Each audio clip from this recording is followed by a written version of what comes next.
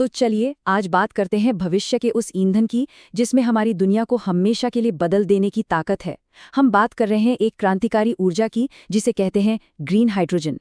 अच्छा, एक मिनट के लिए जरा सोच कर देखिए, क्या ऐसा हो सकता है कि जिस पानी पर हमारी जिंदगी चलती है वही हमारी गाड़ियों को भी चलाए, हमारे घरों को रोशन करे और हमारी बड़ी बड़ी इंडस्ट्रीज को पावर दे? सुनने में ये बात किसी साइंस फिक्शन फिल्म की लगती है ना? लेकिन असल में यही ग्रीन हाइड्रोजन की पूरी कहानी का बेसिस है। देखिए, हाइड्रोजन कोई नई चीज नहीं है। ये तो हमारे यूनिवर्स का, हमारे ब्रह्मांड का सबसे कॉमन एलिमेंट है। इसकी सबसे बड़ी खासियत पता है क्या है? ये एनर्जी को एक जगह से दूसरी जगह ले जा सकता है, बिल्कुल एक बैटरी की तरह। और सबसे कमाल की बात तो ये है कि जब इसे ईंधन के तौर पर इस्तेमाल करते हैं तो धुएं की जगह सिर्फ शुद्ध पानी निकलता है। और बस यही एक बात इसे क्लीन एनर्जी का एक जबरदस्त ऑप्शन बना देती है। लेकिन हाइड्रोजन की कहानी में एक बड़ा ही दिलचस्प मोड़ है।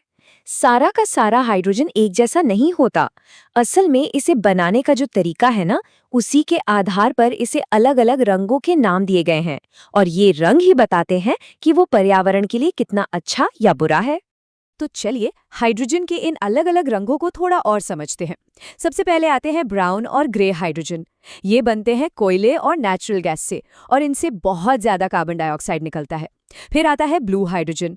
ये भी बनता तो नेचुरल गैस से ही है, लेकिन इसमें जो कार्बन निकलता है उसे टेक्नोलॉजी की मदद से कैप्चर कर लिया जाता है। पर जो असली गेम चेंजर है वो है ग्रीन हाइड्रोजन। ये पूरी तरह से क्लीन है। क्यों? क्योंकि इसे बनाने के लिए रिन्यूएबल एनर्जी मतलब सोलर या विंड पावर का इस्तेमाल होता है, और इसका कार्बन फुटप्रिंट बिल्कुल जीरो होता है। तो सवाल ये है कि ये ग्रीन हाइड्रोजन आखिर बनता कैसे है? इसे ऐसे समझिए, हम सोलर पैनल या विंड टरबाइन से मिली साफ सुथरी बिजली लेते हैं और उस बिजली का इस्तेमाल करके पानी को उसके दो बेसिक हिस्सों में तोड़ देते हैं, हाइड्रोजन और ऑक्सीजन। बस इसी प्रोसेस को इलेक्ट्रोलिसिस कहते हैं। इसका नतीजा कोई पोल्यूशन नहीं, कोई कार्बन एमिशन नहीं, सिर्फ शुद्ध हाइड्रोजन और ऑक्सीजन। ठीक है, तो हमने बिल्कुल साफ सुथरे तरीके से हाइड्रोजन तो बना लिया, लेकिन सवाल यह है कि ये जादुई हाइड्रोजन आखिर बिजली में कैसे बदलता है? इसका जवाब एक बहुत ही कमाल की टेक्नोलॉजी में छिपा है, और उसे कहते हैं हाइड्रोजन फ्यूल सेल। अब ये प्रोसेस सुनने में थोड़ा कॉम्प्लेक्स लग सकता है, पर असल में ये बहुत ही सिंपल और शानदार है। फ्यूल सेल के अंदर होता क्या है कि हाइड्रोजन और हवा से ली गई ऑक्सीजन के बीच एक केमिकल रिएक्शन होता है। इसमें हाइड्रोजन अपने इलेक्ट्रॉन्स छोड़ देता है और बस इन्हीं इलेक्ट्रॉन्स का जो फ्लो होता है वही बिजली बन जाता है। और इस पूरे प्रोसेस का एंड रिजल्ट क्या है? सिर्फ और सिर्फ पानी। कोई इंजन का शोर नहीं, कोई धुआं नहीं, बस बिजली और पानी। ये सब सुनने में तो बहुत अच्छा लगता है, लेकिन ये भारत के लिए इतना जरूरी क्यों है? असल में भारत सरकार ने इसे एक नेशनल प्रायोरिटी बना दिया है, और इसी के लिए राष्ट्रीय हाइड्रोजन ऊर्जा मिशन भी शुरू किया गया है। भारत के लिए इसके फायदे एक नहीं बल्कि कई हैं। सबसे पहला तो ये हमें हमारे क्लाइमेट चेंज के लक्ष्यों को पूरा करने में मदद करेगा। दूसरा, और ये बहुत बड़ा पॉइंट है, ये पेट्रोल डीजल के इंपोर्ट पर हमारी निर्भरता कम करेगा और हमें एनर्जी के मामले में आत्मनिर्भर बनाएगा। तीसरा, इससे देश में ग्रीन टेक्नोलॉजी की एक पूरी नई इंडस्ट्री खड़ी होगी। और जाहिर है चौथा, इससे बड़े पैमाने पर हजारों लाखों नई नौकरियां भी बनेंगी। और ये सिर्फ भारत की बात नहीं है, ये एक ग्लोबल एम्बिशन है।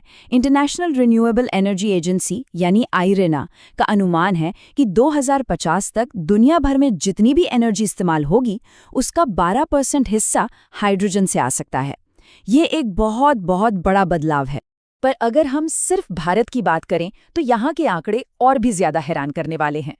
एक अनुमान के मुताबिक 2050 तक भारत की हाइड्रोजन की मांग आज के मुकाबले 5 गुना बढ़ जाएगी। ये बढ़कर 28 मिलियन टन तक पहुंच सकती है। जरा सोचिए, इस सेक्टर में ग्रोथ का कितना बड़ा पोटेंशियल छिपा है। लेकिन देखिए, जैसा हर बड़े सपने के साथ होता है, इसे हकीकत में बदलने का रास्ता इतना आसान भी नहीं है। हमें ये भी समझना होगा कि इस राह में चुनौतियां क्या-क्या हैं। ग्रीन हाइड्रोजन भविष्य का ईंधन है, इसमें कोई दो राय नहीं है, पर उस भविष्य तक पहुंचने के रास्ते में कुछ बड़ी रुकावटें भी हैं। इस रास्ते में मोटे तौर पर 3 बड़ी चुनौतियां हैं। पहली है लागत। आज की तारीख में ग्रीन हाइड्रोजन बनाना पेट्रोल डीजल के मुकाबले काफी महंगा पड़ता है। दूसरी है इंफ्रास्ट्रक्चर की कमी। इसे लोगों तक पहुंचाने के लिए फिलिंग स्टेशनों और पाइपलाइंस का एक पूरा नेटवर्क बनाना होगा। और तीसरी, जो एक बड़ी टेक्निकल चुनौती है वो है इसका स्टोरेज। हाइड्रोजन को सेफ तरीके से स्टोर करना और ट्रांसपोर्ट करना बहुत मुश्किल काम है। तो इतनी सारी चुनौतियों के बावजूद दुनिया भर की सरकारें और साइंटिस्ट इस पे इतनी मेहनत कर क्यों रहे हैं? क्योंकि हाइड्रोजन का जो फंडामेंटल प्रिंसिपल है वो इसे सबसे अलग बनाता है।